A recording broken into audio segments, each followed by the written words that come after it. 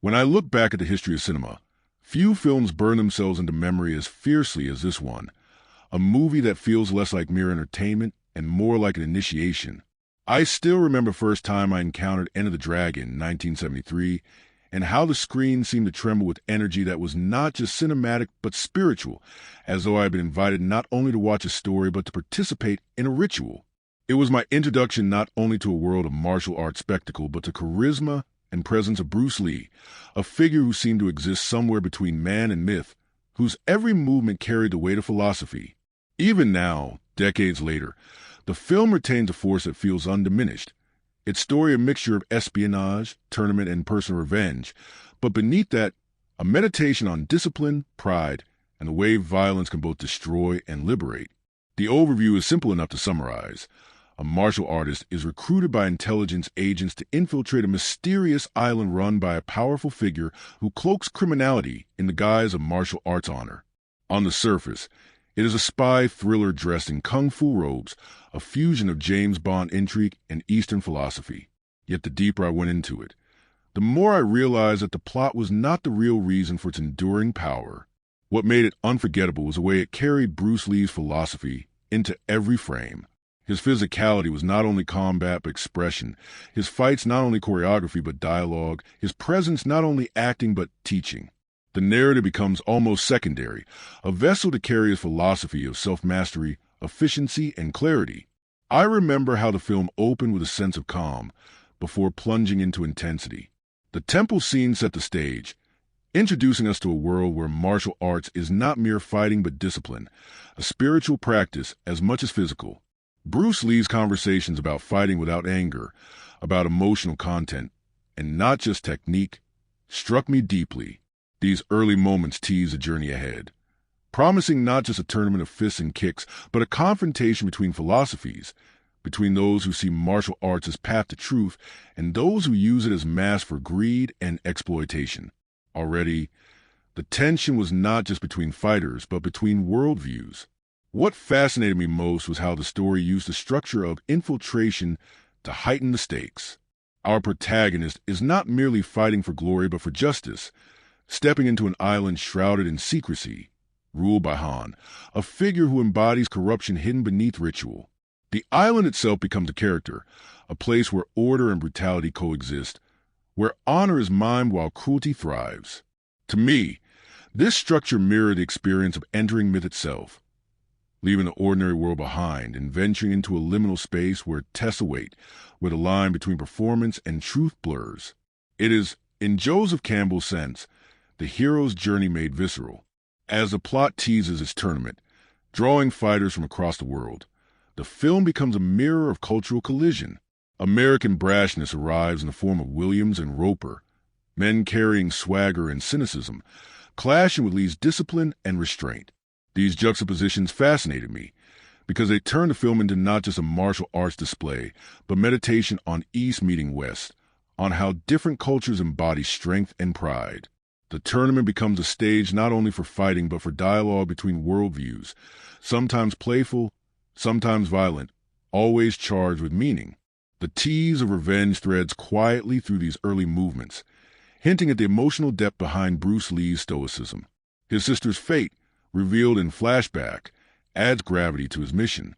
Suddenly, the story is not only about espionage or philosophy, but about grief and justice. That complexity makes the fights more than sport. They become acts of redemption, each blow carrying the weight of memory. For me, this is one of the reasons the film endures. It never lets us forget that violence here is not empty but tied to love, to family, to wounds that demand closure. Even before the tournament begins, the film teases us with glimpses of Bruce Lee's physical brilliance. His sparring scenes, his demonstrations of precision, his effortless control over body and mind, all hint at what is to come. Watching him, I felt not just entertained but educated, as though every strike was a lesson in economy, every movement a demonstration of how philosophy can inhabit the body. These glimpses build anticipation, making the eventual battles feel not like spectacle alone, but like culmination of a teaching. By the time the film settles into its island setting, we know we are in a story that will blend styles and traditions. There is espionage tension, with Lee sneaking through corridors, uncovering hidden prisons and laboratories. There is tournament spectacle, with fighters facing off under the gaze of Han. There is moral reckoning, as past wounds resurface and justice demands action. And beneath all this runs the undercurrent of Bruce Lee's presence, turning every scene into a meditation on clarity, discipline, and a refusal to be bound by style or convention. The tease, then, is this. We know a climactic confrontation is coming, not only between hero and villain, but between truth and hypocrisy, philosophy and corruption, clarity and delusion. The film does not rush to it, but builds with patience, layering intrigue, character, and philosophy until the eventual explosion of combat feels both inevitable and cathartic. That careful pacing is what elevates it from pulp to myth. Looking back, literature-loving friends, I realized that what drew me into the story was not the promise of action alone, but the promise of meaning within action. The overview may sound simple: spy, island, tournament, revenge, but the film itself teases something richer. The possibility that through martial arts we glimpse philosophy, that through violence we confront grief, that through spectacle we discover truth. It is this mixture of pulp and profundity that makes Enter the Dragon endure, not as mere entertainment, but as one of cinema's rare initiations, a film that makes you feel as though you have been taught as well as thrilled, as though you have sparred with myth itself. The first half of the story has always felt to me like a slow tightening of a rope, each scene drawing us closer into a world that is part thriller, part philosophy, part memory, until we find ourselves fully bound by its atmosphere, without realizing how carefully the knots were tied. When I think of how the film begins, I remember the quiet poise of Bruce Lee in the Shaolin Temple, sparring with a fellow martial artist. It is an opening that tells us more than it shows, because while fists and feet fly, the real lesson is in his teaching afterward, in the way he reminds the student that emotion, not anger, gives strikes their true force. That dialogue, delivered in the calm clarity of Bruce Lee's own voice, sets the tone. This is not merely a story of fighting, but a philosophy, not merely a spectacle of skill, but a meditation on purpose. Even before the plot announces itself, the film declares that its heart lies in discipline and clarity. What follows is a conversation that ripples outward across the whole film. Lee, approached by an intelligence agent, is told a mysterious island where a man named Han holds martial arts tournaments while concealing criminal enterprises, drug trafficking, slavery, exploitation. Already, the genre conventions of espionage settle into place, but here they are flavored by the Eastern setting, the temple discipline, the weight of Bruce Lee's presence. For me, this moment always felt like an invitation into myth disguised as a spy tale.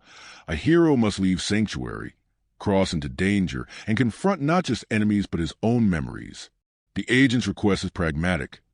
Go undercover, expose Han, gather proof. But for Lee, the decision acquires moral weight when he learns of his family's history with Han's men. His sister's tragic death, revealed in a flashback, infuses his mission with personal fire. I always found that sequence devastating. The young woman cornered by thugs, fighting with desperate courage, choosing death over violation. The rawness of that memory turns Lee's calm philosophy into something sharper, something edged with grief. It is in that moment that the spy thriller becomes personal myth, a quest not only for justice but for redemption. The first half of the film builds itself around this tension. Lee as calm philosopher, Lee as grieving brother, Lee as agent of justice. On the way to Han's Island, the film begins to widen its canvas, introducing us to the other fighters drawn into the tournament. Each arrival is painted with just enough detail to suggest character while leaving room for growth. Williams, the African-American martial artist, exudes confidence, his backstory hinting at struggles with authority and racism, his manner carrying both pride and playfulness. Roper, the gambler with debts piling behind him, brings Western cynicism and swagger, a man whose bravado conceals desperation. These characters are more than side figures. They embody cultural contrasts, setting the stage for a tournament that will be as much about worldview as about fists. The boat journey to Han's Island becomes a kind of microcosm, a gathering of philosophies disguised as personalities, each revealing how they understand strength. I often think about the small skirmish on the boat, when Lee dispatches a brash fighter with calm precision, barely moving, never wasting energy. It is a demonstration for us as viewers, as much as for characters watching, Efficiency, clarity, control. This scene may seem minor, but it feels like the heartbeat of Bruce Lee's art, his belief that true strength lies not in flailing aggression, but in perfect economy. It is a lesson disguised as plot, a philosophy smuggled into entertainment. When the boat arrives at Han's Island, the film shifts into a new register. The island itself becomes a stage, its beauty masking corruption, its discipline masking brutality. The guests are welcomed with ceremony, fed and paraded through opulent courtyards, as though Han is presenting not just a tournament but an empire. I was always struck by the duality of the setting. It dazzles with ritual yet unsettles with undertones of menace. Han himself, when he finally appears, radiates charisma laced with cruelty. His charm is as carefully constructed as his empire, but beneath it lies a predator. The island is his reflection, beautiful, ordered, yet rotten at the core. The first half of the film builds its tension slowly, through ceremony and small exchanges. We see the fighters introduced, their rooms assigned, their conversations with each other hinting at alliances and rivalries. The camera lingers on their gestures, their eyes, the quiet ways they test one another before fists are thrown. To me, these moments are essential because they remind us that fighting is never only physical. It begins with gaze, posture, silence. The tournament has not yet begun, but already the atmosphere crackles with potential violence. When the matches begin, the spectacle reveals itself. Fighters display styles from across the world, each framed not only as contest but as philosophy. Bruce Lee, when his turn comes, moves with the grace of inevitability. Every strike efficient, every block final. What I love about these early fights is how they are shot. Wide enough to show full bodies, letting us see the logic of each motion, never hiding technique in frantic cuts. It is cinema as respect, treating martial arts as language to be read rather than noise to be obscured. Watching them, I feel the reverence of the filmmakers for Bruce Lee's philosophy, their desire to let his art speak without distortion. Interspersed with the tournament are moments of infiltration, Lee moving silently through corridors, discovering cages of captives, signs of drugs, the machinery of Han's empire. These sequences remind us that the stakes are larger than any one fight, that beneath the pageantry lies exploitation. I always found the juxtaposition powerful, the surface world of discipline and honor concealing the underground world of slavery and greed.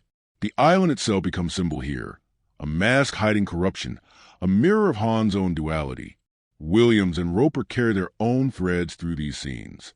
Williams, confident and outspoken, finds himself tested when he crosses lines of authority, his strength clashing with Han's arrogance.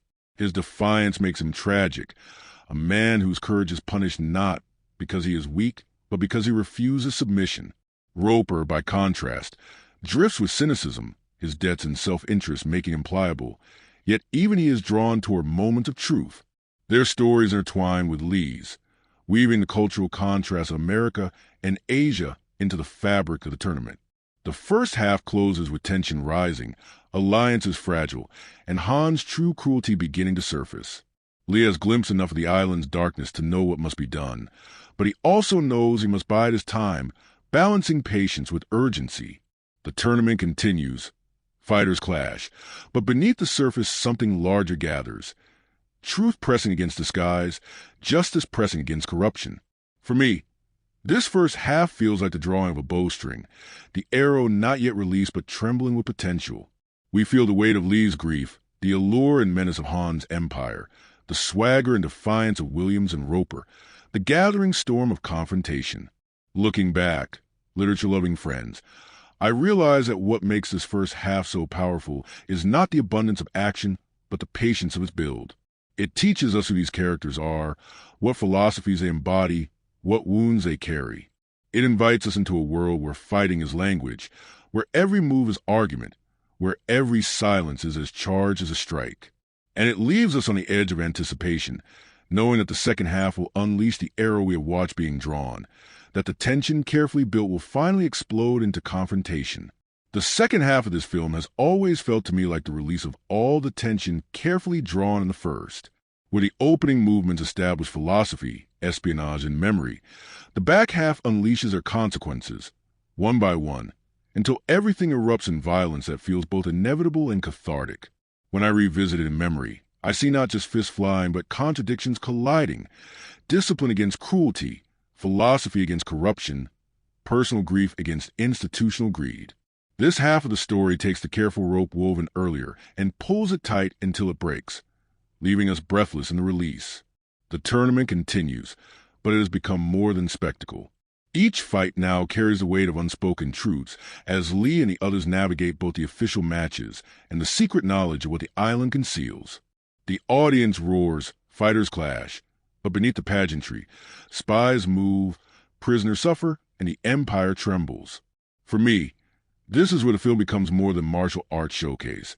It becomes allegory, a story about the masked power wearers and the moments when they slip. Williams is the first to meet his fate in this half, and his death remains one of the most haunting moments of the film. His defiance of Han, his refusal to be cowed, is admirable but fatal.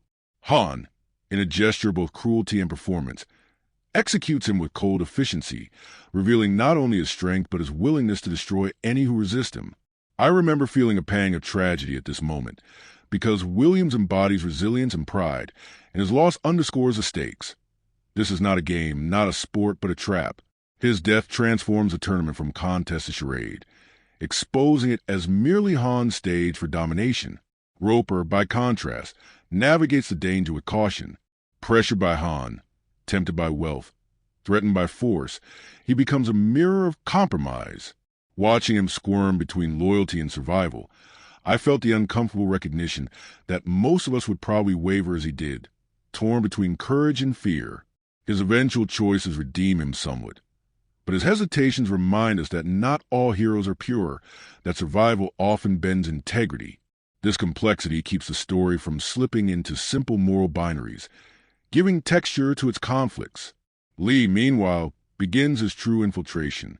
By night, he slips through corridors and underground chambers, uncovering the machinery of Han's empire. He sees cages filled with captives, laboratories for drugs, guards enforcing cruelty. These sequences feel like a descent into the underworld, the hero moving through shadows to expose the truth. The tension here is not in fists but in silence, in footsteps echoing against stone, in the knowledge that discovery means death. For me, these scenes are some of the most powerful because they remind us that martial arts, for all their spectacle, exists here not for glory but for survival, for justice, for liberation. Eventually, the silence breaks. Discovered, Lee is forced to fight guards in the underground chambers, and here the choreography bursts with ferocity. He dispatches enemies with precision, every strike an essay in efficiency. What struck me was not just his skill, but the way the fights are filmed. Wide shots, clear lines, no frantic editing. We are invited to witness his art in its fullness, to read it as language rather than glimpse it as noise. The fights themselves become narrative, each blow telling us who he is, what he stands for, why he cannot be stopped. The confrontation with Han builds slowly, first through glances, then through maneuvers, until finally it bursts into open battle. Han, with his iron hand hidden in sleeve, becomes almost monstrous, a villain who conceals cruelty behind ritual. The duel between him and Lee is charged not only with physical stakes, but with philosophical weight. Han represents domination, greed, exploitation, the mask of honor hiding corruption. Lee represents clarity, discipline, justice, the refusal to let grief be wasted. When they clash, it feels like more than fight. It feels like truth colliding with delusion. The famous Hall of Mirrors sequence remains, for me, one of the most striking metaphors in cinema. Han retreats into a chamber of reflections, where images multiply, distort, deceive. Lee, surrounded by endless versions of his enemy, must quiet himself, must refuse distraction, must return to his philosophy of clarity. His solution, to break the mirrors, to shatter illusion, becomes a symbolic gesture that transcends combat. It is philosophy in motion. Destroy false appearances, face reality directly, refuse to be fooled by duplication. When Han finally falls, impaled on his own cruelty, it is not only victory of strength, but triumph of clarity over deception, truth over illusion. Meanwhile, chaos erupts across the island. Prisoners are freed, guards clash with rebels. The order of Han's empire collapses. The careful mask of ceremony shatters into riot, revealing the fragility of power built on fear. Watching this collapse, I felt reminded that empires, no matter how grand, are brittle when built on lies. It is a moment both exhilarating and sobering. Exhilarating the triumph of liberation, sobering the reminder of how much suffering preceded it. The closing moments carry both exhaustion and catharsis. Lee, battered yet victorious, stands amid ruins, his mission fulfilled but his grief still lingering. Roper, alive but changed, reflects the cost of compromise. The freed prisoners embody the hope of renewal, though scars remain. The tournament grounds, once stage for spectacle, now lie in wreckage, symbol of how illusion crumbles when confronted with truth. For me, this conclusion has always felt like more than resolution. It feels like ritual completed, myth fulfilled. The hero has faced loss, descended into underworld, shattered illusion, and emerged scarred but whole. Looking back on the second half, I realize that its brilliance lies not only in choreography, but in metaphor. Every fight is layered with meaning, every setting charged with symbolism. William's death speaks of defiance punished by tyranny. Roper's hesitation speaks of compromise under pressure. Lee's infiltration speaks of truth discovered in shadows. Han's mirrors speak of illusion destroyed by clarity. The collapse of the island speaks of empire undone by its own rot. These are not just events but emblems, fragments of myth stitched into cinema. As I close my reflection on this half, literature-loving friends, I feel the same breathlessness I did when I first watched it. The film does not merely thrill, it teaches, reminds, transforms. It whispers that strength without clarity is nothing, that philosophy without courage is hollow, that grief can become justice, that illusion must be broken if truth is to be seen. It leaves me both exhilarated and thoughtful, as though I too have passed through ritual, as though I too have shattered mirrors and seen reality gleam through the shards. When I turn my gaze from the spectacle of the story toward the people who inhabit it, I find myself dwelling on how powerfully these characters are drawn, not because they are written with literary subtlety, but because they are embodied with such clarity that they take on symbolic weight. They are not only individuals in the plot, but archetypes in the myth, each carrying with them contradictions that make the film endure. To analyze them is to hold the mirror up to the film's soul, because it is through them that its philosophy and tensions become visible. At the center stands Bruce Lee as himself in all but name, a character whose stoicism, grace, and intensity seem less acted than lived. He is the calm at the center of the storm, the one who speaks less than others but says more with each gesture. What fascinates me about him is the way his presence fuses philosophy with physicality. When he teaches his student at the temple, reminding him that fighting is about emotional content rather than anger, we see a man who has distilled experience into clarity. When he later fights, his movements become the continuation of his teaching, body as essay, strikes as sentences, philosophy written in flesh. For me, his character embodies not only the role of protagonist, but the role of teacher, a figure who guides not only those on screen, but those of us watching. His grief for his sister adds depth, reminding us that behind his calm lies fire, behind discipline lies wound. He is not a saint immune to emotion, but a man who channels pain into justice, who turns loss into clarity. This contradiction is what makes him unforgettable, calm yet grieving, disciplined yet burning, philosopher yet avenger. Han, by contrast, fascinates me as the embodiment of corruption masked as honor. He presents himself as host, master of ceremonies, guardian of tradition. He speaks with calm authority, dresses with elegance, oversees his tournament with the air of legitimacy. Yet beneath the mask lies exploitation, drugs, slavery, cruelty. He is the archetype of the tyrant who cloaks power in ritual, the predator who hides behind performance. What makes him memorable is not only his cruelty, but his intelligence. He understands appearances, uses ceremony as weapon, builds empire not only with force, but with deception. His iron hand, revealed only in combat, becomes symbol of his hidden corruption, the violence he conceals until necessary. To me, he is a reminder that the greatest threats often arrive not as monsters, but as hosts, not as open villains, but as charming figures offering hospitality. His death in the Hall of Mirrors carries symbolic resonance because mirrors are his world, illusion duplication, misdirection, and breaking them reveals his fragility. Williams, though his role is cut short, leaves deep impression. He is proud, confident, brash, a man who carries the swagger of one who has faced oppression and refuses to bow. His lines about leaving America behind, about finding freedom in movement and self-expression, reveal a man shaped by racism and determined to assert dignity. He is charismatic, warm, yet unafraid to confront power. That defiance is what makes his death so tragic. He stands tall against Han, refuses to grovel, and pays with his life. In that moment, he becomes symbol of truth crushed by tyranny, of courage punished by cruelty.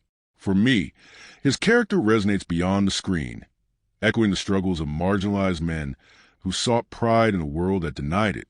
His loss is not just narrative device, but social commentary, a reminder of how fragile defiance can be in the face of systemic power.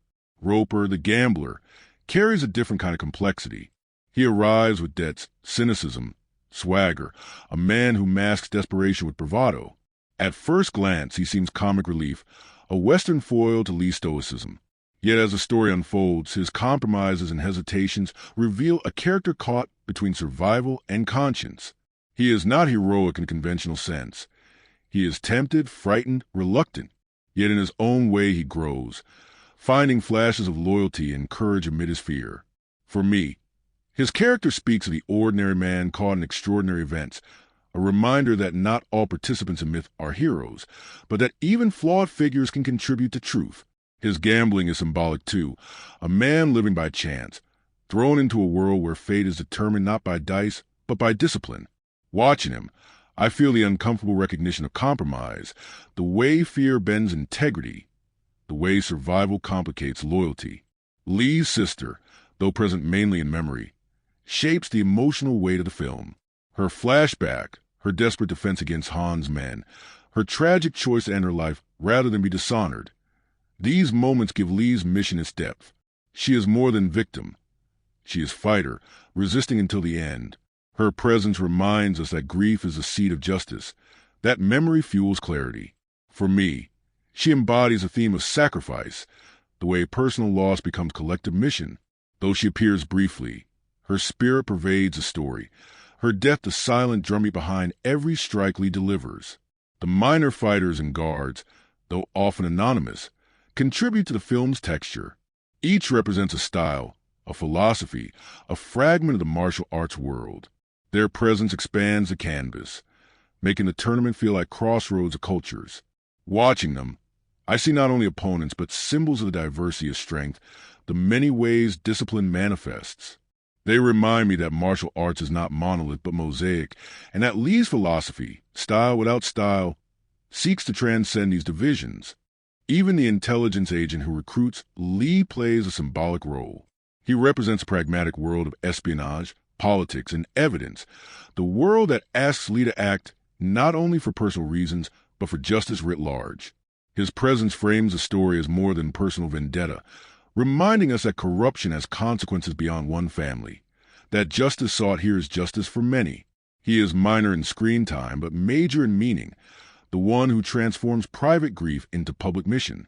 When I step back and consider all these characters together, what strikes me most is how they embody contradictions. Lee is both philosopher and avenger. Han is both host and tyrant. Williams is both charismatic and doomed. Roper is both cowardly and loyal. The sister is both victim and fighter. Even the island itself, with its guests and guards, is both ceremony and prison. These contradictions are not flaws but sources of power, because they mirror the contradictions within us. That is why the characters linger. They are not flat archetypes, but complex mirrors, showing us courage and compromise, dignity and fragility, clarity and illusion. For me, the character analysis reveals that this film endures not because of plot twists or spectacle alone, but because it populates its story with figures who feel both larger than life and deeply human. They are mythic yet familiar, archetypal yet flawed. They remind us that strength can coexist with grief, that power can cloak cruelty, that defiance can be crushed yet remembered, that compromise can still lead to redemption. In their faces and gestures, in their victories and failures, we glimpse the truths of our own lives, refracted to the glow of cinema. When I think about this film beyond its story, What always fascinates me are the strange little facts that swirl around it, details that make it feel less like a straightforward production and more like a legend stitched together from accidents, coincidences, and choices that could never be repeated. Sometimes they are behind-the-scenes curiosities, sometimes they are cultural echoes, and sometimes they are simply odd truths that become inseparable from the myth of the film. To sit with these facts is to glimpse the uncanny way cinema is made, not by perfection, but by strangeness that somehow crystallizes into art. One of the strangest facts is that this was Bruce Lee's first and only major Hollywood-backed film released in his lifetime.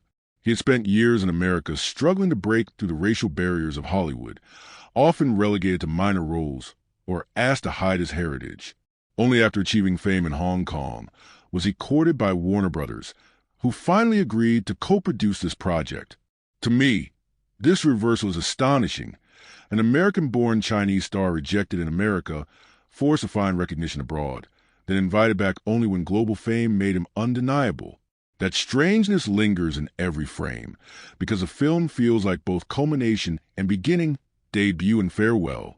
Another strange fact is the timing of its release. Bruce Lee died suddenly, at only 32 years old, just weeks before the film's premiere. Audiences around the world watched it not as a star-making vehicle, but as elegy, his presence imbued with tragic weight. What might have been celebrated as a rival became instead a final gift, a single Hollywood masterpiece forever shadowed by his absence. I cannot think of another film so transformed by circumstance, where the timing of a death reshaped reception so profoundly. Watching it, I always feel a ghostly undertone, as though we are seeing a man who has already stepped into myth, his movement preserved as legacy rather than promise. The production itself is filled with oddities. Filmed largely in Hong Kong, it required cooperation between Hollywood studios and local crews, many of whom had never worked together before. The result was sometimes chaotic. Language barriers, cultural clashes, improvisations on set. Extras were often local martial artists and stuntmen, some barely paid, others appearing simply for the chance to be near Bruce Lee. The mixture of East and West behind the camera mirrored the cultural collisions within the story, creating an uncanny doubling where the making of the film reflected its plot. That kind of accidental harmony fascinates me, because it suggests that sometimes art imitates life not by design but by necessity. One fun but strange fact is the number of future stars hidden in the background. Jackie Chan, then an unknown stuntman, appears briefly as one of Han's guards, famously receiving a blow from Bruce Lee during filming. Sammo Hung also appears in the opening fight sequence as Lee's sparring partner. To see these giants of later martial arts cinema lurking in small roles here is like glimpsing seedlings that would one day grow into forests. At the time, they were nobodies. In retrospect, they are legends in embryo.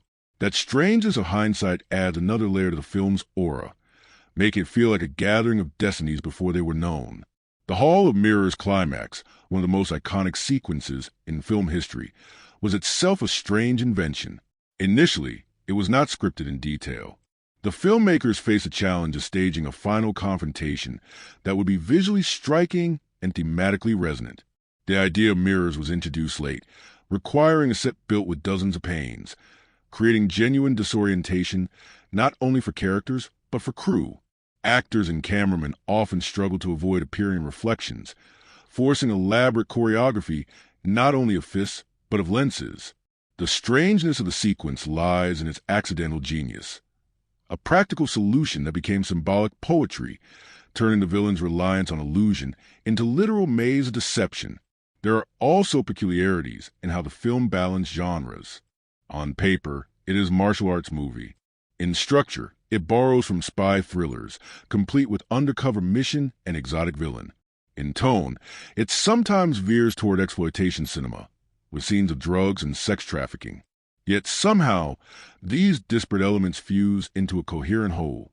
For me, the strangeness is not that it borrowed from so many genres, but that it fused them without collapse, creating something that felt simultaneously pulp and profound.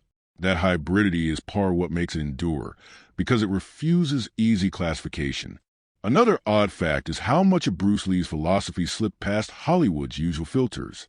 His insistence on martial arts as philosophy, his lines about emotional content, his refusal to reduce combat to spectacle, All were things a studio might have cut as slowing the pace. Yet they remained, preserved almost as if by accident.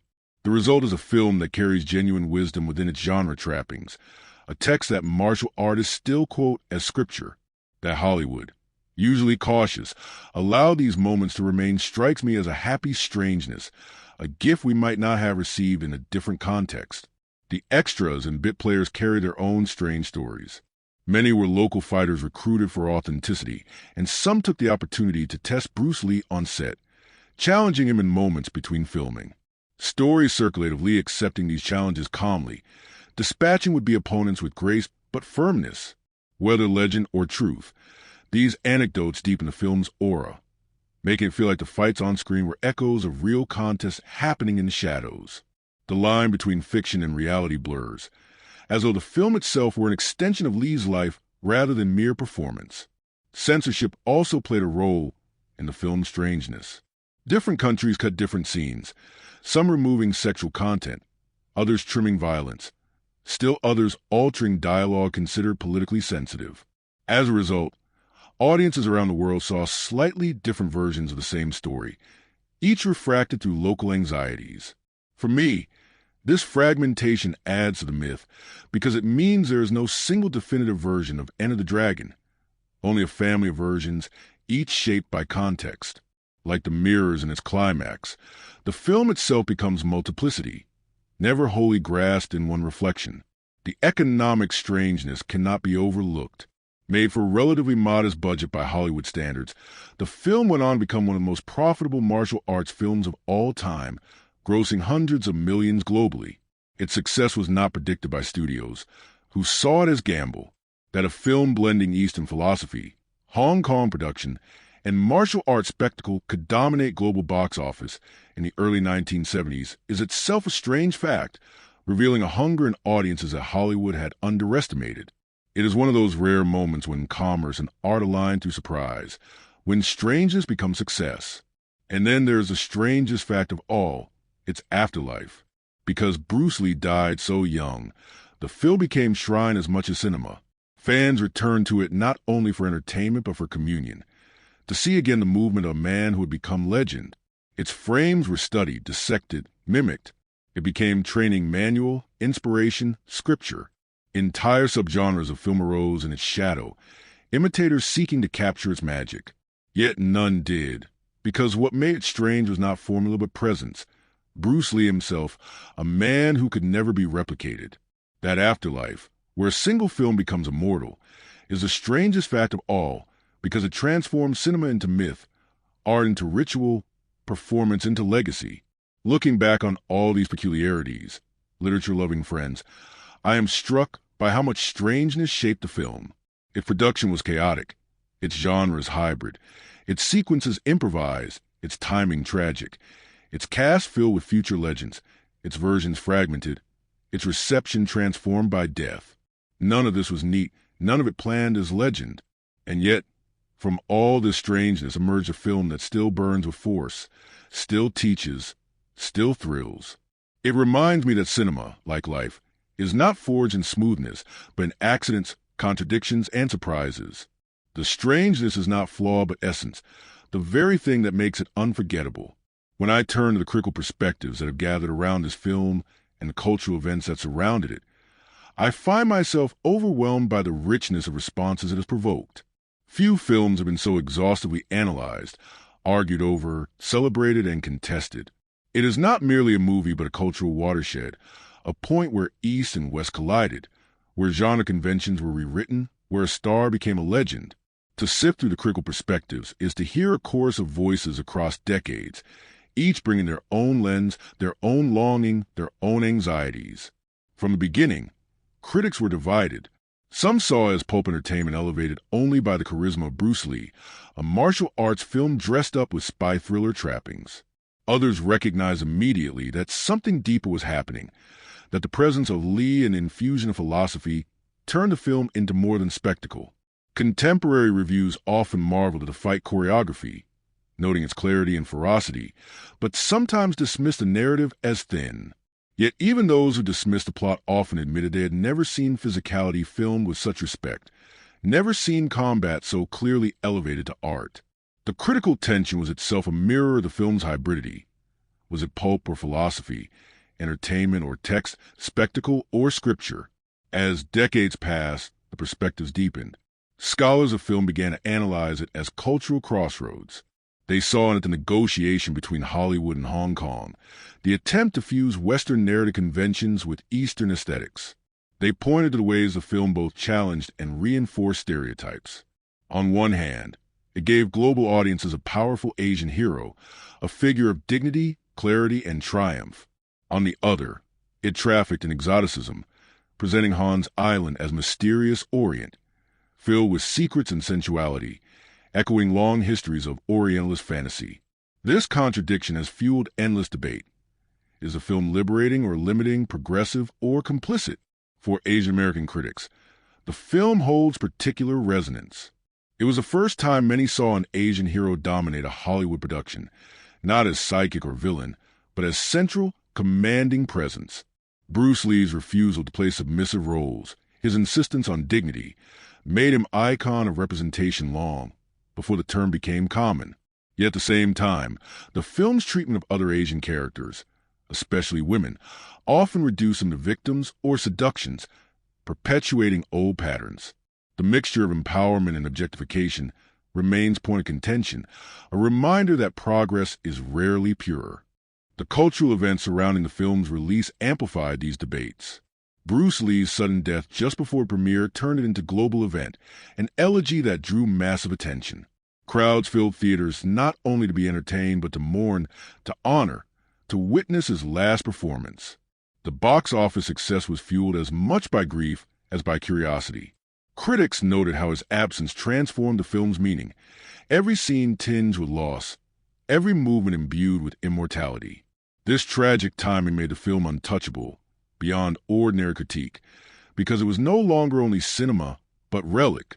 Later critics traced its influence on global cinema. Martial arts films exploded in popularity, spawning waves of imitators across continents. In America, the film inspired a generation of action stars, from Chuck Norris to Jean-Claude Van Damme, from Wesley Snipes to Keanu Reeves. In Asia, it cemented Hong Kong as powerhouse of martial arts cinema, paving way for Jackie Chan, Jet Li, Donnie Yen. Scholars know how the film created a new language of action, one where physicality could carry as much narrative weight as dialogue. The echoes of Enter the Dragon can be seen in The Matrix, Kill Bill, and countless others, each borrowing something of its clarity, its rhythm, its philosophy. Critics of philosophy have also weighed in, noting how Bruce Lee's teachings infused the film.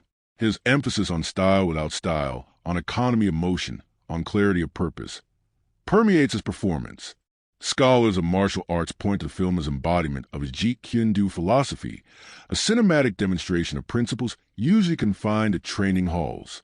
This makes the film not only entertainment but pedagogy, a text through which audiences glimpse the ideas that made Bruce Lee revolutionary.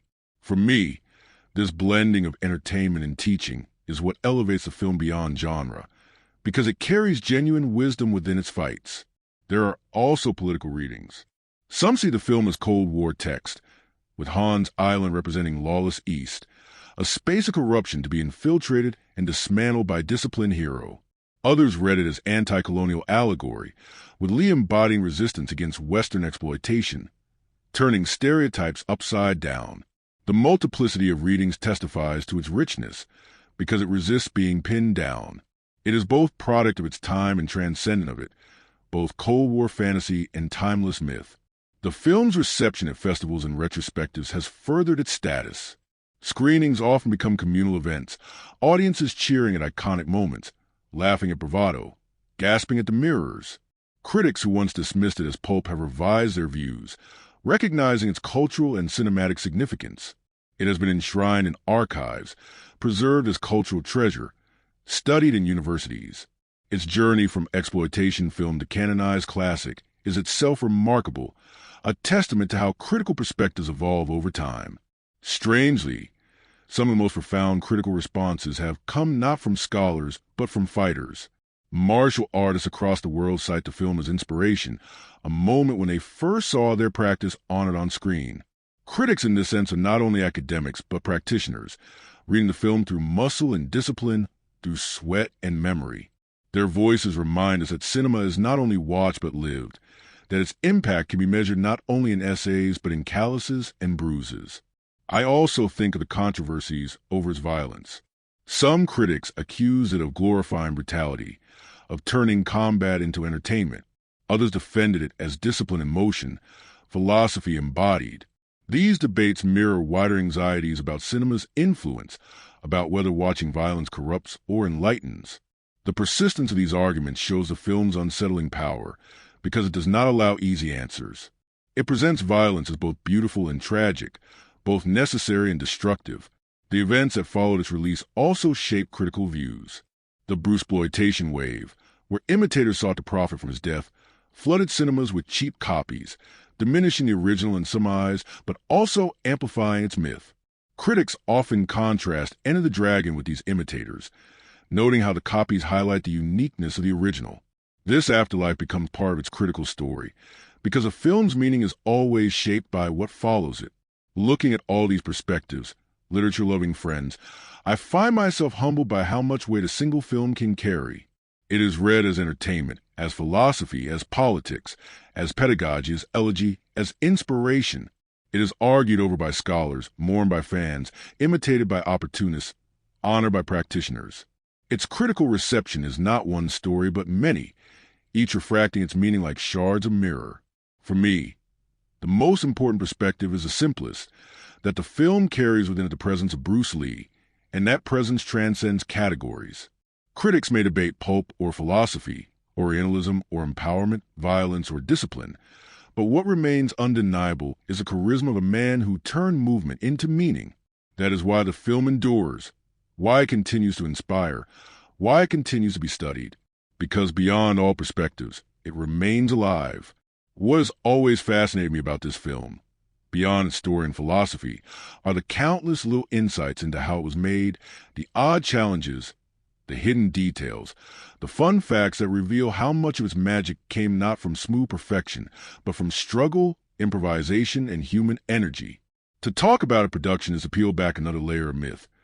Because Enter the Dragon was not born in a vacuum, but in a swirl of negotiations, clashes, accidents, and moments of brilliance that no one could have scripted.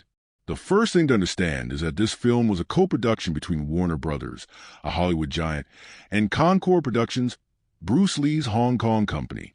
That partnership was itself unprecedented, a crossing of cinematic worlds that had rarely worked together. Hollywood saw martial arts films as niche, Hong Kong saw Hollywood as exploitative. And yet here the two collided. The result was both tense and fruitful. Language barriers, cultural misunderstandings, and disagreements about tone created friction on set. Yet those very frictions mirror the film's themes of East meeting West. I often think that the uneasy collaboration behind the camera gave the film its texture, making it both Western thriller and Eastern philosophy at once. Casting was another area filled with fascinating choices. Bruce Lee, of course, was non-negotiable. This was his film. But Warner Brothers insisted on including American co-stars to appeal to Western audiences. That led to John Saxon as Roper and Jim Kelly as Williams. Saxon was already a known actor, though not a martial artist, and he had to train intensively to look convincing. Kelly, on the other hand, was relatively unknown, but brought genuine martial arts skill. His casting was both practical and symbolic. Hollywood might not have realized it, but having a black martial artist as one of the leads carried immense cultural significance in 1973, resonating with African-American audiences hungry for representation. To me, the casting choices reflect a strange balance of commerce and art. Hollywood wanted names, Lee wanted authenticity, and together they created a cast that carried unexpected weight. The location work in Hong Kong was itself a production adventure. Much of the film was shot at the Golden Harvest Studios and on locations in Kowloon and Macau. The island fortress of Han was created through a mixture of real locations and elaborate sets. Local extras, hundreds of them, were recruited to play guards, prisoners, and spectators. Many of them were actual martial artists, bringing authenticity but also unpredictability. Stories circulate of extras challenging Bruce Lee during downtime, seeking to test themselves against the legend. Whether myth or truth, these anecdotes add to the film's aura, making it feel as though the line between fiction and reality was constantly blurred. One of the most famous fun facts is the cameo appearances of future stars. Sammo Hung appears in the opening temple fight against Bruce Lee, a duel that demonstrates Lee's philosophy of emotional content. At the time, Hung was at the beginning of his career, but he would later become one of Hong Kong's greatest martial arts stars and choreographers. Jackie Chan, then a young stuntman, appears briefly as one of Han's guards who is dispatched by Lee. Chan later recounted how, during filming, Lee accidentally hit him for real and then immediately apologized with kindness, leaving a deep impression on him.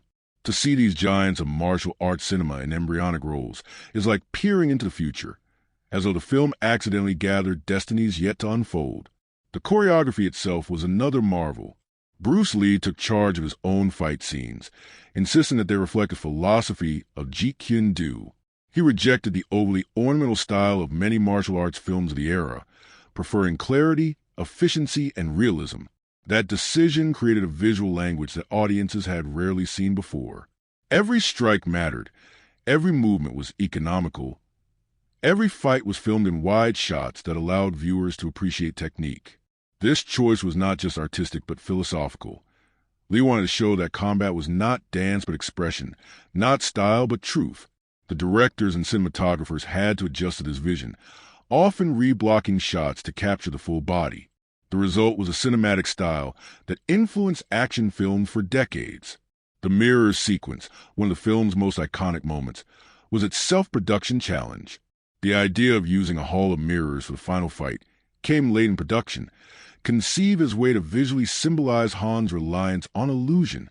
The set was built with dozens of real mirrors, and filming within it was a nightmare. Cameramen constantly struggled to avoid appearing in reflections, forcing elaborate planning and masking.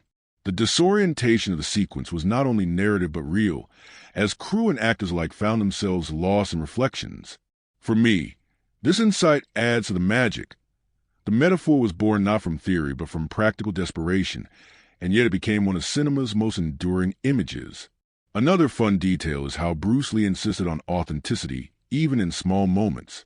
In one fight scene, he uses nunchaku, a weapon rarely seen by Western audiences at the time.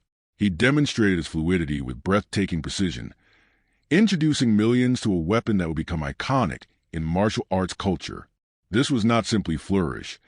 It was Lee's way of expanding the horizons of what audiences thought martial arts could be. To me, this moment reveals how the film served as cultural education as much as entertainment, sneaking in lessons amid spectacle. The wardrobe choices carry their own stories.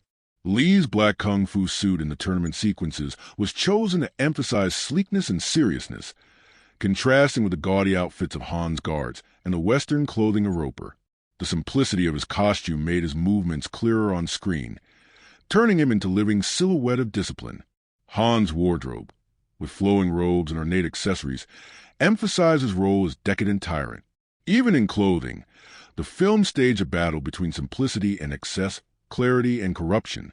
Sound design was another site of creativity.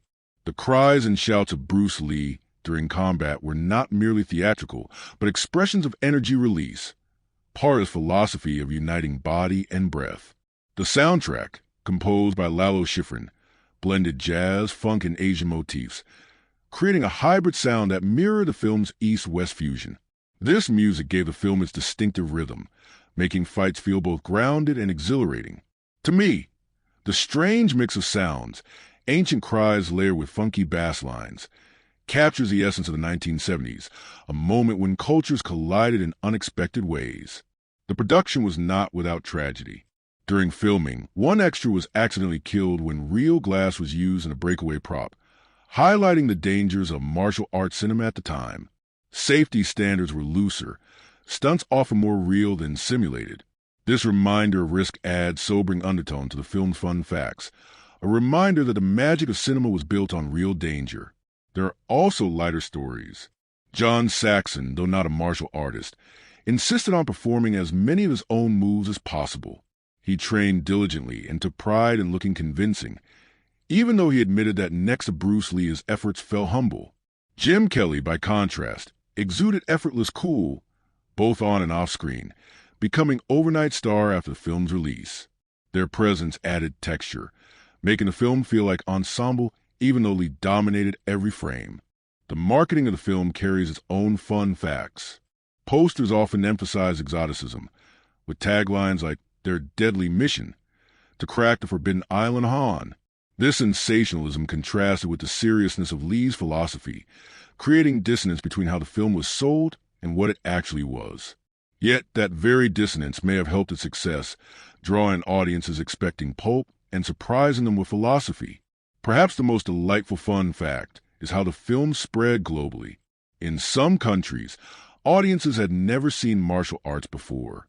The sight of Bruce Lee moving with such speed and precision was revelatory.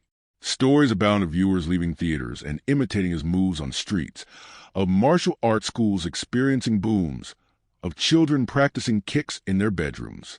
The film was not just watched but lived, its influence spilling into bodies across continents.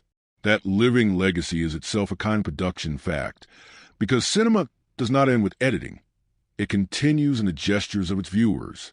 Looking back on all these insights, I am struck by how much of the film's greatness came not from smoothness, but from strangeness.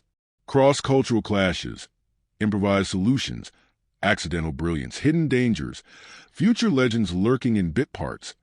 These are the threads that wove the tapestry. To know them is not to diminish the magic, but to deepen it, because it reminds us that art is forged in imperfection, that greatness often arises from chaos.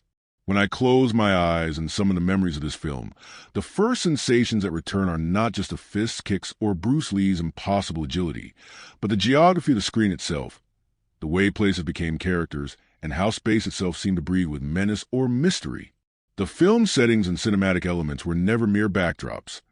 They were living architectures of mood, places where moral clarity blurred into temptation and survival. The very way shadows clung to the walls of Han's Island, or how the tournament's fighting platform seemed both sacred and stage, made me feel as if I were drifting inside a half-mythical, half-modern world. It is as though the movie's universe is less a stage for martial arts than a deliberate construction of environments that hold secrets, temptations, and dangers at every turn. The island itself is a central stage, and I have often thought about how ingeniously it is framed. On the surface, it appears pristine, almost paradisiacal, with lush greenery, ornate architecture, and almost ceremonial organization of space. But the longer you watch, the more it morphs into a fortress of surveillance and deception. Narrow corridors, dark stairwells, and the infamous underground labyrinth remind you that beauty here is always layered with corruption. I remember feeling that this island was not unlike a chessboard, each courtyard and chamber a square upon which Han orchestrated his sinister game. The architectural rhythm, open expanses that suddenly collapse into tight, claustrophobic tunnels, mirrors the tension between freedom and entrapment, between the fighters' desire to prove themselves and the machinery of exploitation grinding beneath them. What fascinates me even more is how the filmmakers harness light and color to reinforce this duality. The outdoor scenes bathed in natural light suggest transparency and honor, a kind of honest arena where strength and discipline can be displayed. But then the camera moves underground and the palette changes. Shadows dominate. Walls seem to absorb light rather than reflect it, and every echoing footstep in those catacombs deepens the sense of moral underworld. It is here, amid the dark stone and metallic clangs, that Han's empire reveals its true nature. Cages, drugs, human suffering, all hidden away from the ceremonial surface. The interplay between surface light and subterranean shadow becomes, for me, a metaphor for the divide between appearance and truth, discipline and decadence. Cinematically, the film is also astonishing in its spatial choreography. Fight scenes are not only contests of strength, they are dialogues between body and architecture. When Bruce Lee confronts an opponent in an open courtyard, his movements take on a fluid, almost balletic rhythm, as though his kicks were strokes across a vast canvas. Yet when he battles inside a cramped hallway or chamber, his body adapts, sharp, economical, precise. It's as if the setting dictates not just the choreography, but the very philosophy of combat, reminding us that martial arts are inseparable from the environments in which they are practiced. I often find myself rewatching certain sequences just to appreciate how the mise-en-scene directs the flow of energy, how walls, pillars, and even mirrors become active participants in the story. Speaking of mirrors, the climactic sequence in the Hall of Reflections remains one of the most haunting visual metaphors I've encountered. The infinite reflections fracture identity, multiplying Bruce Lee and Han into endless phantoms. To me, this scene is not only suspenseful, but deeply existential. It asks, how do you strike truth when reality itself has been splintered? The mirrors represent both ego and illusion, a cinematic embodiment of the false images we project and the masks of power Han wields. Bruce Lee's strategy, shattering the illusions to expose the real enemy, feels like a parable on authenticity, on the necessity of breaking appearances to confront what is hidden. I remember feeling goosebumps as glass shards cascaded around him, as if truth itself had been carved out of illusion with fists. Even the tournament sequences, set in wide-open courtyards with orderly rows of fighters, carry symbolic weight. They recall not only ancient rituals but also modern spectacle, suggesting that combat is never simply combat. It is performance, it is theater, it is politics. The symmetry of the camera angles, the long shots capturing fighters in harmonious formations, contrast starkly with the chaos of the secret nighttime intrusions that Bruce undertakes. This contrast makes me think of Mass again. What is performed in daylight is honor and order, but what lurks at night is exploitation and cruelty. The setting teaches us that every ritual has its underside, and that to understand a space fully is to acknowledge both its face and its shadow. Sound, too, plays a vital role in shaping how these settings feel.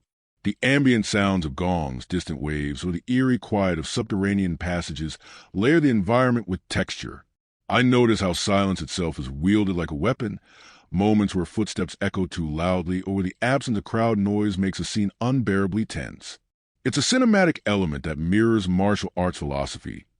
The space between movements, the pauses between strikes, can be as meaningful as the blows themselves. To me, the use of sound transforms the island into a living entity, breathing and withholding, threatening and revealing. I cannot help but feel that the settings of this film capture something larger than martial arts cinema. They stage a philosophical battle between surface and depth, light and darkness, illusion and truth. The tournament grounds, the underground prisons, the mirrored hall, all of these are not merely places but ideas embodied in architecture. And when Bruce Lee moves through them, he is not only a fighter but a kind of pilgrim, traversing landscapes of temptation, oppression, and deception, ultimately reaching toward authenticity and liberation.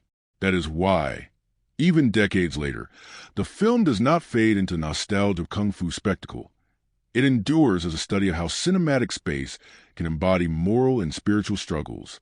In reflecting upon it now, I realize how much the film shaped my way of looking at environments, both on screen and off. I began to see places in my own life, the corridors of schools, the stages of public life, the hidden corners of cities, as layered with visible performance and hidden truths. Watching Bruce Lee navigate Han's island was, for me, not just about marveling at his agility, but about learning how to read spaces as moral texts. And that perhaps is the quiet genius of this film's settings. They don't merely host action.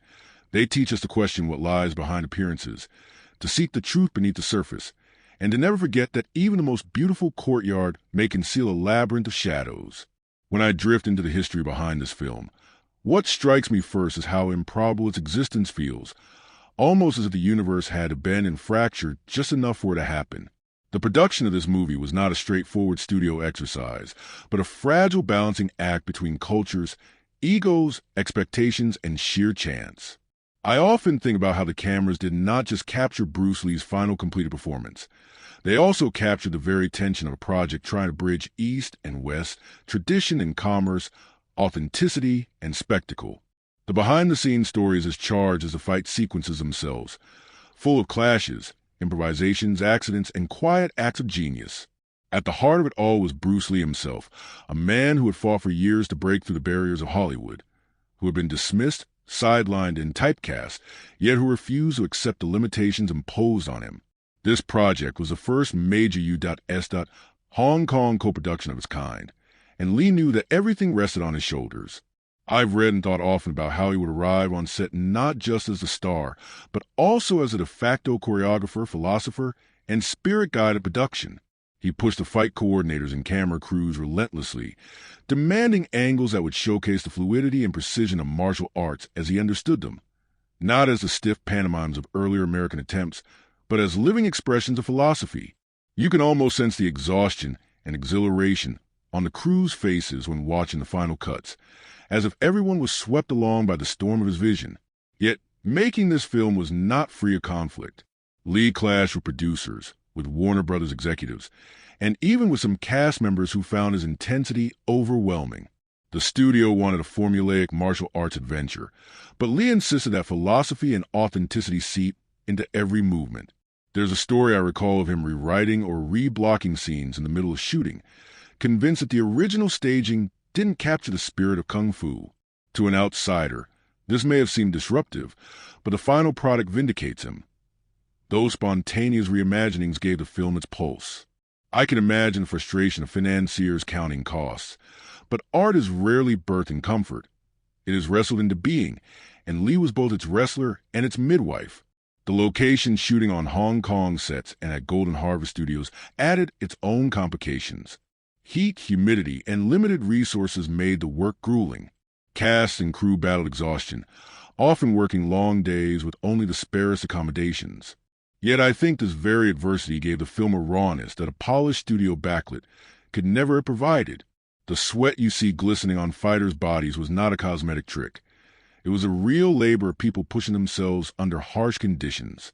Even the extras, many of them local martial artists brought in for authenticity, trained and performed under conditions that today would be considered punishing. What emerged was a sense of lived reality. Pain, fatigue, and endurance etched into every frame. One of the most poignant aspects of the behind-the-scenes tale is Bruce Lee's untimely death just before the film's release. Knowing this now, each behind-the-scenes anecdote carries a spectral quality, as though the crew was unwittingly filming a farewell letter. The energy on set by many accounts was electric, but also haunted by Lee's obsessive drive, his sleepless nights, his constant fine-tuning of his body and craft. He was pouring everything he had into this role, perhaps sensing, at some level, that time was not on his side. I've often wondered what it must have felt like for his colleagues, watching him give everything, not knowing that soon the film will become a memorial as much as a triumph. The supporting cast and their experiences also add depth to the story. John Saxon and Jim Kelly, both outsiders to Hong Kong cinema, had to adapt not only to the demands of choreography, but also to a new cultural rhythm of filmmaking. Kelly, in particular, brought a charismatic energy that fused black martial arts culture with the internationalism of the film, yet his presence was not originally central. He was cast late, after another actor withdrew.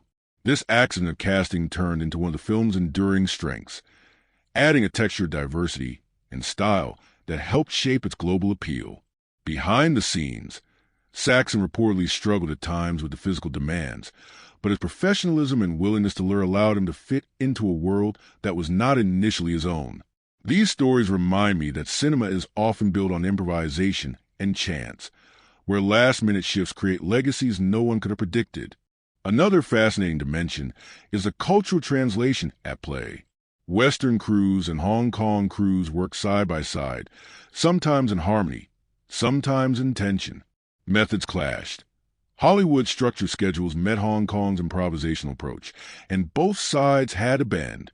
I think about the translators who must have mediated not only language, but also expectation and artistic philosophy. These invisible laborers, often forgotten in history, were as vital as the stars, ensuring that a project spanning oceans could find coherence. The friction of this cultural exchange left its marks, delays, frustrations, even arguments, but also gave the film its unique hybridity. Without those behind-the-scenes negotiations, the movie would not have emerged as the bridge between East and West that it became. Then there are the small, almost legendary tidbits. Bruce Lee accidentally striking extras harder than intended, his speed so blistering that the cameras had to adjust their frame rates to capture his movements.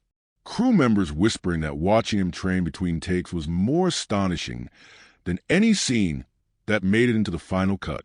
Rumors of on-set rivalries, of challenges issued and accepted, of martial artists testing each other in quiet corners while cameras were being reset. These stories may blur fact and myth, But that is the nature of legends. They remind us that cinema is not only what is filmed, but also what is remembered, whispered, and exaggerated long after.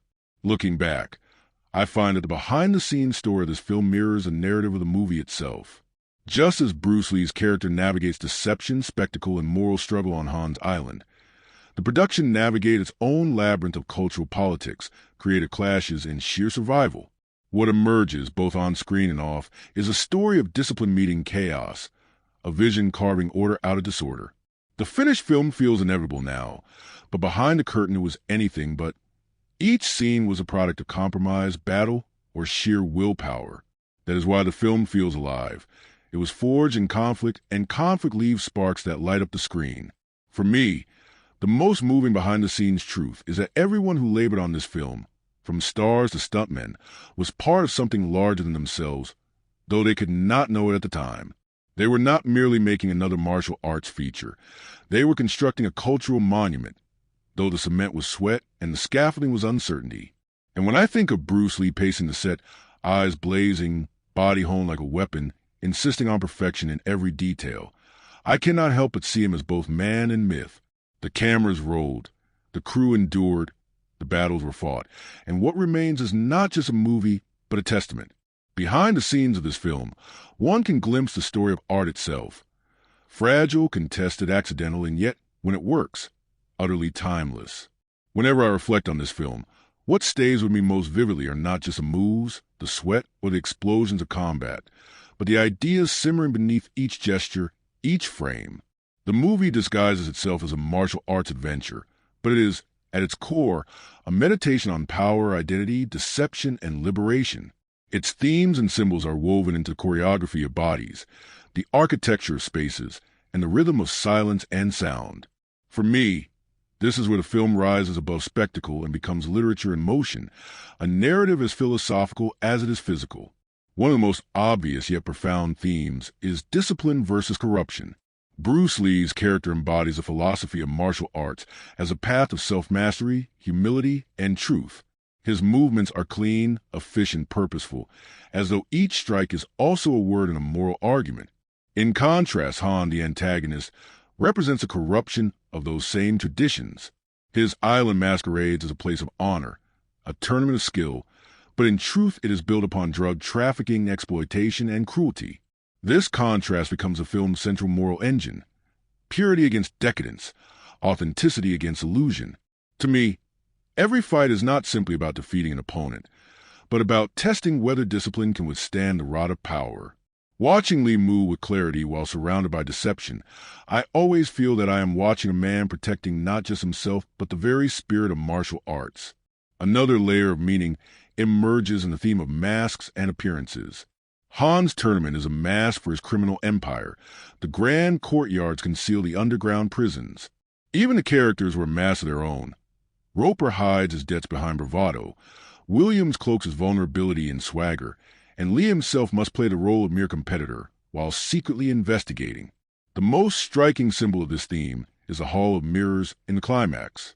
Here, deception takes its most literal form. Endless reflections of false images, multiplying illusions until truth is nearly lost. For me, this scene is almost allegorical. It tells us that power thrives on deception, that evil hides behind infinite masks, and that authenticity requires the courage to break through those illusions. When Lee shatters the mirrors, it is not just a tactical move. It is an act of philosophical clarity, a declaration that truth must be wrested from a world of false appearances. Violence itself is symbolic throughout the film. On the surface, the movie is saturated with fights, but these are never just contests of muscle. Each confrontation feels like a conversation between worldviews. When Lee defeats an opponent, it is not only his body that wins, but his philosophy. Even the rhythm of his fighting style, controlled, adaptive, precise, stands in contrast to the undisciplined brutality of Han's guards. I think often about how the film portrays violence as both destructive and redemptive. In the wrong hands, violence becomes exploitation and domination. In the right hands, it becomes defense, liberation, even a kind of poetry. That tension gives the film its power. It is a story about how violence is shaped by the spirit that wields it. There is also the theme of liberation, both personal and collective.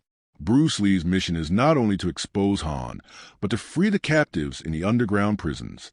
These prisoners, caged and hidden, symbolize the victims of corruption and power structures everywhere. Their liberation near the climax feels less like a plot detail and more like a symbolic rising of the oppressed. I remember feeling a surge of catharsis watching the gates break open, as though the film were whispering that truth and discipline are not only personal virtues, but also forces that can unshackle entire communities. In this way, the film transcends martial art spectacle and speaks to universal struggles against tyranny. Identity, too, is a recurring undercurrent. Bruce Lee himself, as a Chinese actor breaking into Hollywood, was navigating questions of cultural representation, and the film reflects that tension. His character embodies Eastern philosophy, yet the film was crafted for a global audience, blending East and West in its style and themes. I see this hybrid identity symbolized in the very island setting, which fuses traditional architecture with modern corruption. The message to me is that authenticity can survive even in hybrid forms, that discipline and philosophy need not be diluted by crossing cultures. The film becomes a symbol of cultural resilience, a declaration that identity is not erased by translation but strengthened through authenticity. One cannot ignore the spiritual undertones. Early in the film, Lee speaks about the art of fighting without fighting, a line that carries immense philosophical weight. It suggests that the highest mastery of combat is not to strike at all, but to control, to outthink, to transcend. This theme reverberates through the film, reminding us that true strength lies not in domination, but in self-mastery. I find it profoundly moving that a film so filled with action carries a spiritual paradox at its heart. The best fight is the one avoided, yet when injustice demands confrontation, the fight becomes sacred. This tension between action and restraint mirrors life itself, where wisdom lies in knowing when to strike and when to stand still. The mirror scene offers yet another symbolic layer, one that I cannot help but read existentially. The fractured reflections are not only deceptions of the enemy, but also symbols of ego, of the countless identities we project. To shatter the mirrors is also to shatter the illusions of the self, to arrive at a place of clarity where the fighter confronts both his opponent and himself. In that moment, Bruce Lee becomes more than a character. He becomes a symbol of authenticity breaking through ego and illusion. It is one of cinema's rare instances where action, choreography, and philosophical allegory fuse seamlessly.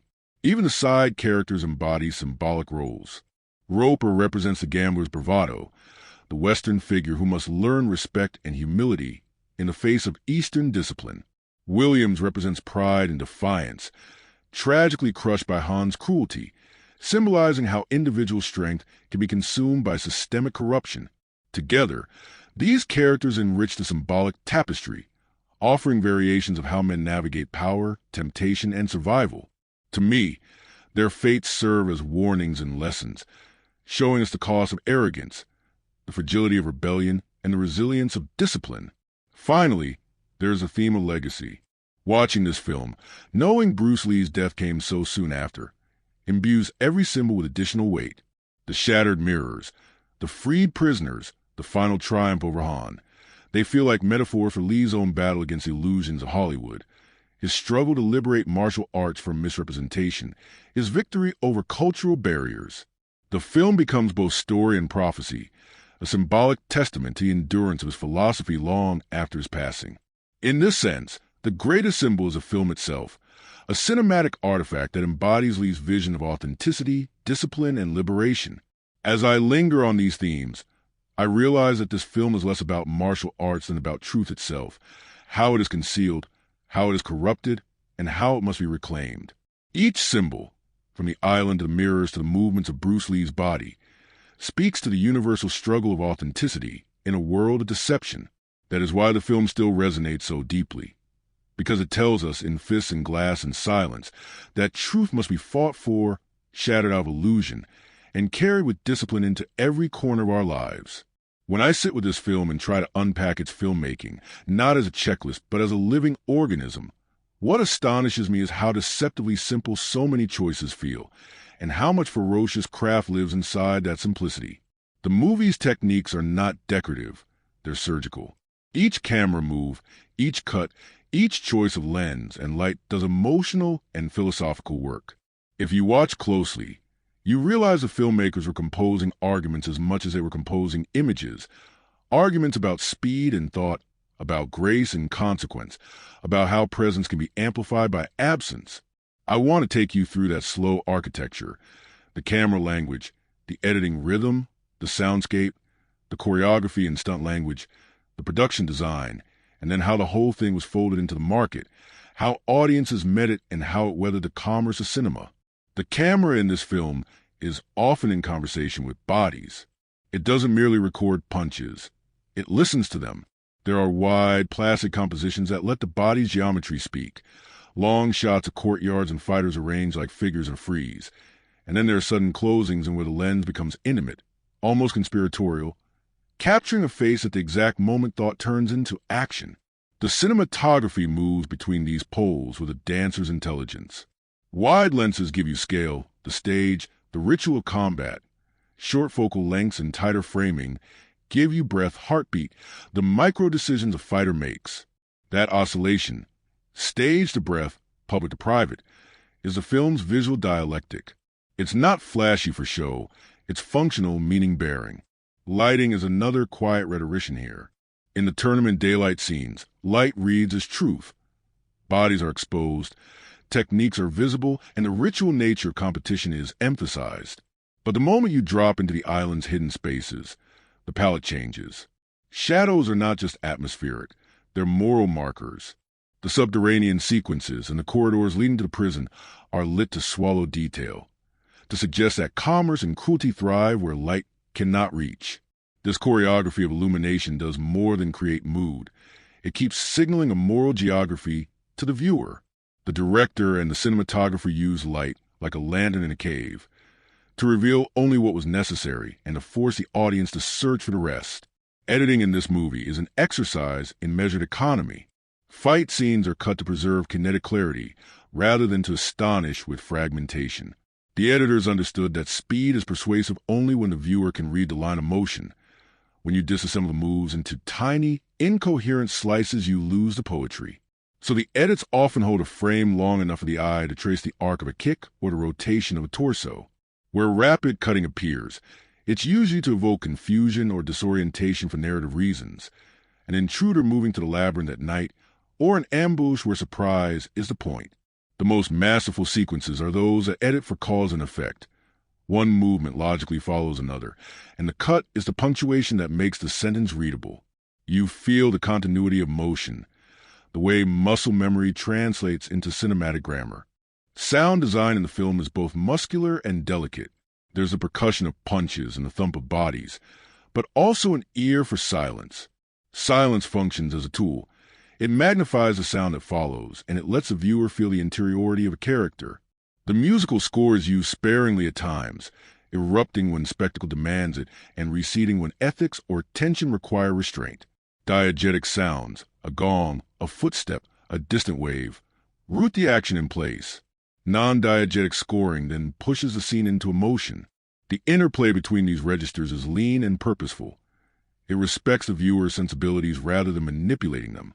The result is a soundscape that feels lived in rather than orchestrated, and that gives the violin a moral weight, not just a visceral thrill. Then there's the choreography itself. Bruce Lee's approach was revolutionary because he insisted that martial arts on film should read like thought as much as like motion. His sequences feel improvisatory, and yet they're calibrated down to micro-timings that only the most disciplined performers can sustain. The choreography honors economy. A movement is effective because it's minimal and precise. Camera placement often complements this. Instead of a barrage of close-ups that would fragment the technique, the camera will sometimes step back, let full body be read, and allow the viewer to appreciate intention and correction. The choreography also plays with rhythm. A soft feint, a pause, then a punctuated strike, and the editing preserves these rhythmic breaths. It's cinematic music, with the human body as the instrument. Stunt work and practical effects are worth noting for how they resist artifice. Many of the sequences are grounded in real physics. The impacts look and feel consequential because they are. The production did not rely on obvious gimmicks.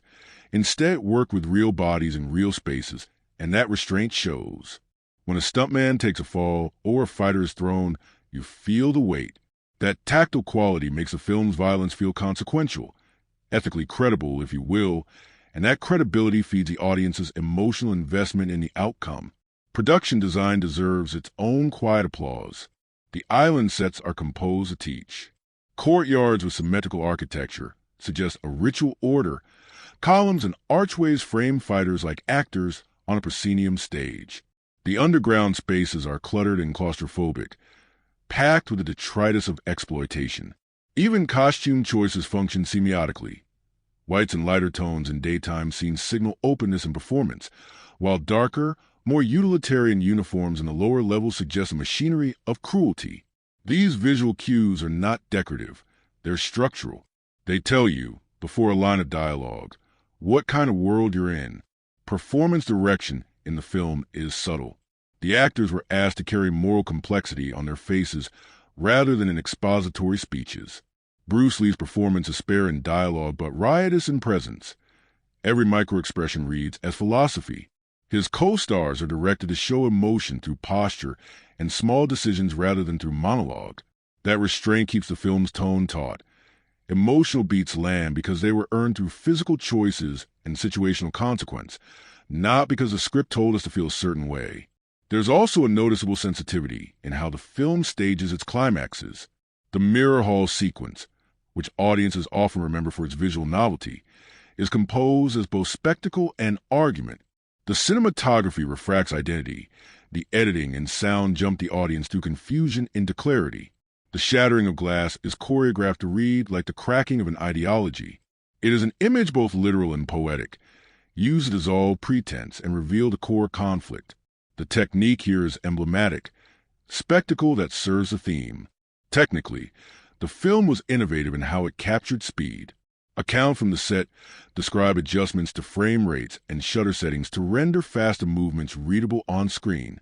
That means the cinematographers and camera operators learned to think not just of shooting, but of translating bodily speed into a camera language that humans could perceive. That translation is not purely mechanical. It's aesthetic. It requires an understanding of perception. Slow the frame a touch, keep the exposure crisp, allow motion blur selectively, and suddenly the fastest moves become comprehensible. Those technical interventions are invisible to most viewers, but they're the reason the performance is read as both instantaneous and comprehensible. Now a word on marketing and how the film met its audience. The movie was packaged as an action spectacle but found resonance far beyond expected demographics because it spoke to cultural currents, a hunger for authentic representation, a fascination with physical mastery, and a longing for heroes who embody philosophy as much as muscle. It arrived at a moment when global audiences were ready for cinematic forms that were hybrid and kinetic. The marketing leaned on spectacle, posters, trailers emphasizing the tournament and the drama, but what kept the audience talking after the initial draw was the film's deeper texture. Its choreography, its moral clarity, its cross-cultural swagger. Word of mouth, particularly among martial arts communities and young viewers, extended its life. The film became a cultural vector, spreading interest in martial arts, influencing training schools, and shaping how action would be filmed thereafter. As for box office, the exact dollar figure is less interesting to me than the trajectory and the meaning behind it. The film performed well commercially, breaking genre expectations and demonstrating that martial arts pictures could be serious international commodities. It underlined the possibility that non-Western stars could anchor films with worldwide appeal. The film's financial success did not just profit studios. It opened doors to new co-productions, to different stars, and to a rethinking of how cross-cultural cinema could be packaged. More than the receipts, the legacy is in the industry change it catalyzed. Studios began to take martial arts seriously as a marketable art form, and independent filmmakers found new permission to mix philosophy and physicality in mainstream formats. I also think about the cultural ripple effects as a kind of box office beyond ticket sales. The film influenced choreography in Western cinema, inspired a generation of fighters and actors, and shaped the transnational imagination around what heroic physicality could look like. That cultural capital is a kind of long-tail revenue, less visible on spreadsheets but crucial to how cinema evolves. When a movie rewires the grammar of action, Its earnings are measured not only in currency but in language. The new verbs directors use to describe camera moves, the new ways stunt teams talk about timing, the fresh lexicon critics borrow. Those are the intangible returns as film delivered in spades. Finally, it is important to acknowledge the bittersweet dimension. The film's success and its place in history cannot be disentangled from the loss that followed. The resonance of its box office and cultural impact carries the shadow of the actor's death soon after. That sorrow imbues its triumphs with pathos. The commercial success becomes part of a larger human story about ambition, mortality, and legacy. When we speak of technique and receipts, we must also remember the human cost and the human gift wrapped inside this artifact of cinema. So, literature-loving friends, when you rewatch the film with an eye for technique, don't hunt for flashy innovations alone. Look for the quieter decisions, the restraint in editing, the moral geography mapped by light, the camera that listens to the body, the production design that teaches before any line is spoken, and the marketing that turn a hybrid cultural product into a global conversation. Those choices are the scaffolding of the film's art and the engine of its impact. Filmmaking here was not an exercise in showmanship. It was a disciplined craft that translated a philosophical practice into image and sound, and the world noticed. When I think about the cast of this film, I realize that it is impossible to separate them from the myths they carried into the project and the legends they became afterward. The film does not exist without Bruce Lee, of course, but also does not resonate as deeply without the peculiar constellation of supporting players, each bringing a fragment of a wider world into the island's crucible. Together, they gave the film its texture, its diversity of voices, and its cultural complexity. And in the echoes of their interviews, as well as the reactions of audiences across decades, one hears a conversation between the film and its public, a dialogue still ongoing. Bruce Lee's presence is the film's gravitational force. He was not simply an actor filling a role. He was a philosopher embodying his own life's work. Watching him, you feel not only the precision of movement but the weight of intention. Every strike, every glance, every pause seems loaded with meaning. Off-screen, in the rare interviews he left us, he articulated the philosophy underpinning that presence. The famous call to be like water, the insistence that martial arts were not rigid styles but flowing adaptability. These ideas slip into the film not as didactic lessons, but as physical poetry. To hear Lee in interviews is to realize that the film is his autobiography in disguise, his testament to adaptability, discipline, and authenticity. And because his death came so soon after, audiences cannot help but read a performance as a farewell, a condensation of a life's vision into one last blaze of light. Yet the supporting cast deserves equal reflection. John Saxon, cast as Roper, brought with him a blend of Hollywood professionalism and a certain rakish charm. He was not a martial artist by training, and in interviews he admitted to the challenges of keeping up with choreography. But what he gave the film was a Western everyman figure, a gambler, a survivor, a man of flawed loyalties who ultimately makes a moral choice. His performance anchors the film's bridge to Western audiences, making the story accessible while also letting Bruce Lee's authenticity shine even brighter by contrast. Saxon himself would later speak with awe about Lee's intensity, describing him not as a co-star, but as a phenomenon, someone whose presence on set transformed the atmosphere. You sense in his words both respect and bewilderment, as if he knew he had brushed against a force of nature. Jim Kelly, cast as Williams, was a revelation. He was a relatively unknown figure at the time, brought in almost by chance, yet he left the screen with a presence that crackled. His character radiates cool defiance, swagger, and independence, qualities deeply resonant with the rising currents of black cultural pride in the early 1970s. Audiences, especially in America, responded to him with enthusiasm, seeing in Williams a kind of representation that Hollywood had seldom afforded. Kelly himself, in later interviews, spoke about how this role launched his career and gave him a platform to bring black martial artistry into global view. His character's tragic fate in the film became symbolic too, a reminder of the cost of defiance in a corrupt world, but also a mark of the dignity and charisma he carried into every frame. To this day, I find Williams' presence one of the film's most vital threads, an early moment of cross-cultural representation that carried meaning far beyond the story.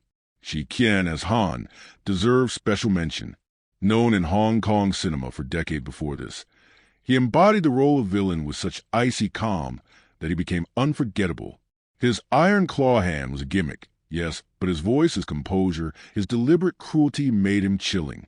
Interviews with crew members revealed that Kien was in real life a kind, even jovial man, respected by all, which makes his transformation into Han all the more remarkable. He became the cinematic face of corruption, and audiences loved to hate him. For me, he represents how even secondary casting can become iconic when approached with gravitas. Han was more than a stock villain. He was a symbol of corrupted tradition, and Kien gave him the depth needed to make that symbol resonate. The broader supporting cast, from Bolo Yeung as a powerhouse enforcer to the many martial artists populating the tournament, contributed to the authenticity of the spectacle. Bolo, with his immense physique and brutal screen presence, created an indelible archetype of the menacing strongman. Audiences remembered him as vividly as they did the leads, and his later career grew in part from this role. Even the unnamed fighters lent a film texture. Their sweat, their discipline, their variety of styles making the tournament feel like a genuine crossroads of the martial arts world. Watching them, you sense the collective labor of dozens of bodies trained to move with precision, all serving the greater vision of one man at the center. Audience reception to the cast was electric. In 1973, many Western audiences had never seen martial arts performed with such credibility and intensity. Bruce Lee became not just a star, but a global icon almost overnight. People lined up in cities around the world, not only to watch fights, but to witness a new kind of hero, Asian, disciplined, philosophical, unyielding. Interviews with fans at the time described how the film felt like a cultural revelation, a break from the Western-centric models of action heroes. In Black communities in America, Jim Kelly's presence was celebrated as representation of strength and style. In Asia, audiences felt pride seeing Hong Kong talent reach global screens. The reactions converged into a phenomenon. The film was not just a movie, but a cultural event, a collision of identities and desires. Over the years, critics have revisited these performances with fresh eyes. Some early reviewers dismissed the acting as secondary to the action, but later generations saw the nuance in Lee's silence, in Saxon's hesitations, in Kelly's swagger, in Kien's stillness. Modern scholars point out how the performances construct a dialogue about East and West, about race and identity, about power and corruption. Audience reviews, too, evolved. Nostalgia painted the film as a classic, but deeper viewings revealed layers of meaning that initial thrills had concealed. Today, fan forums and retrospectives still discuss individual scenes, analyzing how a glance or a gesture carried symbolic weight. It is a film whose cast continues to live in the imaginations of those who watch it across languages and generations. For me, reflecting on the cast and the voices around them feels like opening a time capsule. You hear Bruce Lee's urging philosophy, Saxon's professionalism, Kelly's pride, Kien's quiet mastery. You hear audiences gasping in 1973 theaters, young people imitating moves in the parking lots after screenings, critics fumbling to describe something they had never seen before. You hear echoes of later generations discovering the film on VHS, on DVD, on streaming, and finding it both entertainment and empowerment. And you realize that this cast did not just perform roles. They became part of a living myth. The audience joined them in creating that myth, each cheer and gasp weaving it tighter. That, I think, is the most enduring truth. The cast gave their bodies and voices, and audiences gave their hearts and memories, and together they built a legacy that no single performance alone could have sustained. As I let the journey of this film settle within me, I find myself circling back not to the fists or the shattered glass, but to the quiet realization that what we witnessed was larger than cinema. This was not merely a martial arts movie, nor just a breakout star. It was a moment where philosophy, culture, artistry, and commerce collided and left behind something timeless. To draw a conclusion about this film is to gather threads of technique, story, theme, and history, and see how they weave into a single tapestry, one that still shimmers decades later. What endures most of all is Bruce Lee himself. His presence in this film is more than acting, it is testimony. He distilled a philosophy of life, adaptability, discipline, authenticity, into gestures that speak across languages. Watching him, I feel as though I am in the presence of a teacher rather than an entertainer. Someone who is showing me not just how to fight, but how to live. His character's triumph over deception mirrors his own triumph over the barriers of Hollywood and representation. The conclusion, then, is not only narrative but personal. Bruce Lee's life and art converge here into a final blaze that the world has never forgotten. The tragedy of his death makes this film not just a story but a memorial, each frame carrying the weight of what was lost and the brilliance of what was achieved.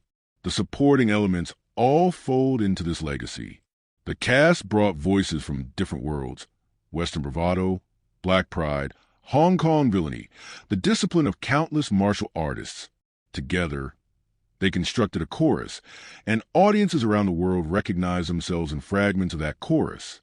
The themes of discipline, corruption, illusion, and liberation were not confined to the island. They resonated with viewers living under their own systems of deception and oppression. That is why crowds from Harlem to Hong Kong responded so passionately. Because beneath the spectacle, they sense a parable about truth and authenticity. Cinematically, the film proved that action could be art. Its techniques of framing, editing, lighting, and choreography created a new grammar of motion. Other films imitated, borrowed, or stole from it, but few captured its spirit because they lacked the philosophy underneath. The box office success was important, yes, but more significant was a cultural shift it announced. That cinema could be global, that Eastern forms could enter Western markets not as curiosities, but as central, commanding works of art. The receipts told studios what they wanted to hear. The film itself told audiences what they needed to feel. That art can cross oceans and still speak with clarity. Symbolically, the shattered mirrors linger with me as the film's final lesson. They remind us that the world is full of false reflections, masks, and illusions. To live authentically requires courage to break through them, even at the risk of shards cutting our skin. That is a philosophy this film leaves behind. That truth is worth the wounds. Every time I revisit it, I find myself renewed in that conviction, reminded that authenticity is a battle fought daily, not a gift handed freely. That is why the film does not age, because its lesson is eternal.